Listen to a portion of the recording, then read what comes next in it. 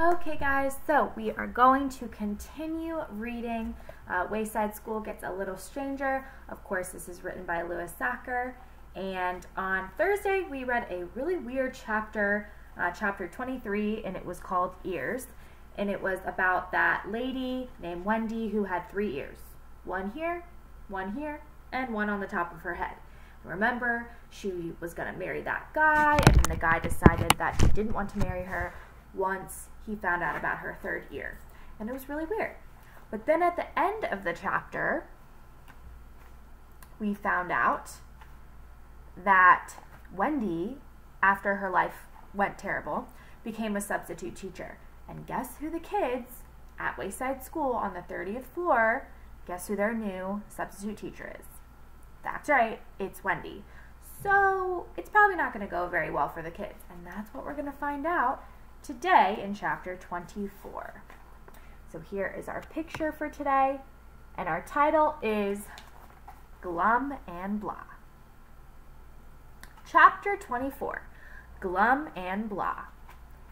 Miss Nogard entered the classroom on the 30th floor.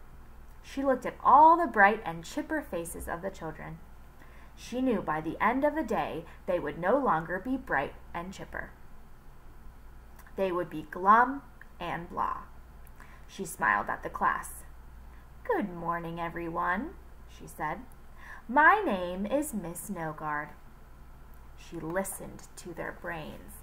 Remember, Miss Nogard, Wendy Nogard, can read people's thoughts. Calvin had spilled orange juice on his lap during breakfast and worried that someone might think he had gone to the bathroom in his pants. Dana had gotten her hair cut yesterday, and she thought it was too short. She was afraid it made her look like a boy. She was especially sensitive to this because Dana was sometimes a boy's name. Jason was mad at his older brother, Justin. Justin was in high school. Justin always got good grades and was a star in everything he did. Compared to Justin, Jason felt like a loser. "What's so great about high school?" he had asked this morning. "My school is better than yours." DJ had heard a song on the radio on his way to school. He hated the song, but it kept playing over and over again in his head. Bibi had an itch on her leg. Miss Nogard smiled. The bad stuff always rose to the top of the brain.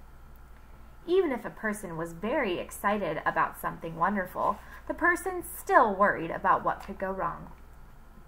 Jenny was going horseback riding after school, if it didn't rain. She had never gone horseback riding before. She hoped she wouldn't fall off the horse. Miss Nogard clapped her hands. "So, who would like to tell me what you've been working on?" she asked. A few hands went up in the air. "Ooh, ooh," said Mac. "How about the boy in the orange and purple shirt?" said Miss Nogard. Everyone looked around. "The handsome young man sitting right there," said Miss Nogard. Dana looked at her shirt. It was orange and purple. She pointed at herself and mouthed the word. "Yes, you," said Miss Nogard. Dana's face turned red hot. "I'm a girl," she said. Remember, Dana had gotten a haircut that she didn't like very much. Everybody laughed at her. "Oh, I'm so embarrassed," said Miss Nogard with her hand over her heart. "It's not your fault," said Dana. "It's my stupid haircut. I hate it." "Oh, no," said Miss Nogard. "You look adorable. I see now that you're a very pretty girl." "I'm ugly," muttered Dana, and she buried her head under her arms. I'd better call on someone else," said Miss Nogard. Suddenly, out of nowhere, a brain screamed, "Don't call on me! Whatever you do, please don't call on me!" It came from Benjamin Nushmut. "How about you?" said Miss Nogard, looking right at Benjamin. "Just don't ask my name," thought Benjamin. "I never can say my name in front of people." He took a breath to steady himself. "Well, we've been reading. First, tell me your name," Miss Nogard said sweetly. The muscles in Benjamin's face tightened. He concentrated real hard and then said, Benjamin Nushmut. I beg your pardon? Said Miss Nogard. Benjamin Nushmut, he repeated. Henderson Schmidt? Asked Miss Nogard. Benjamin sighed. Benjamin Nushmut, he shouted. I'm sorry, said Miss Nogard. I must have been distracted. What did you say? Benjamin pressed his lips together. He tried to speak, but his mouth wouldn't open. His name is Benjamin, said Jason. Benjamin Nushmut. Thank you, said Miss Nogard. That's a very nice name, Benjamin. You shouldn't be ashamed of it. Benjamin covered his red face with his hands. She now turned to Jason. You look familiar.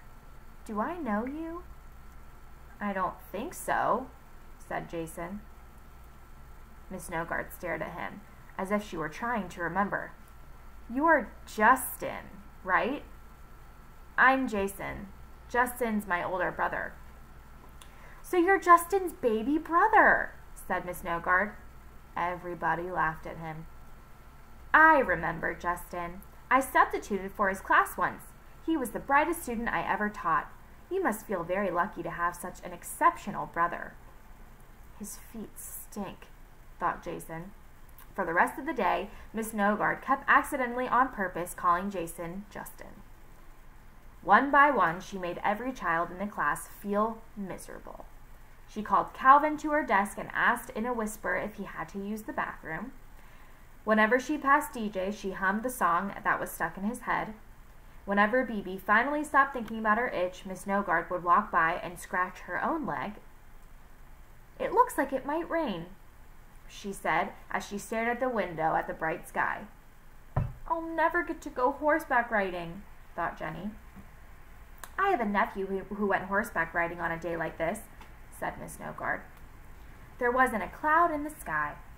Then, suddenly, out of nowhere, it started thundering and lightning. It spooked the horse terribly. What happened to your nephew? Asked Jenny. Oh, he's fine, said Miss Nogard. He just broke both his arms and both his legs. He'll be in a cast for the year, but he has a very positive attitude. That's the important thing. Remember, always keep a positive attitude.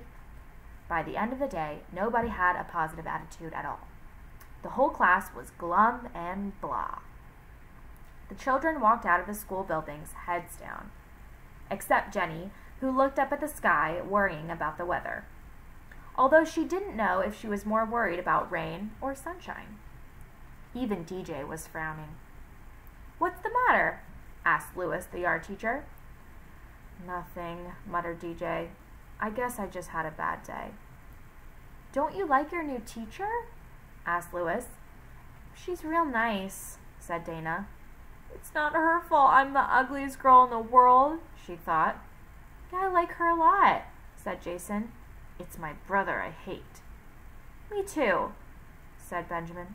I hate myself, he thought. Louis rubbed his upper lip.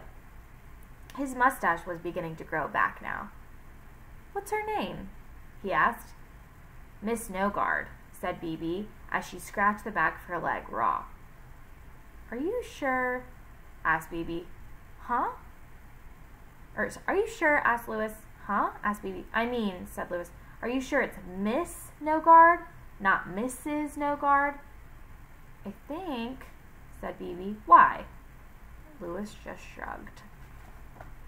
The end. So something's going on between Louis and Miss Nogard, I think. So we'll have to find out why that sounds familiar to him tomorrow. Okay, see you guys soon.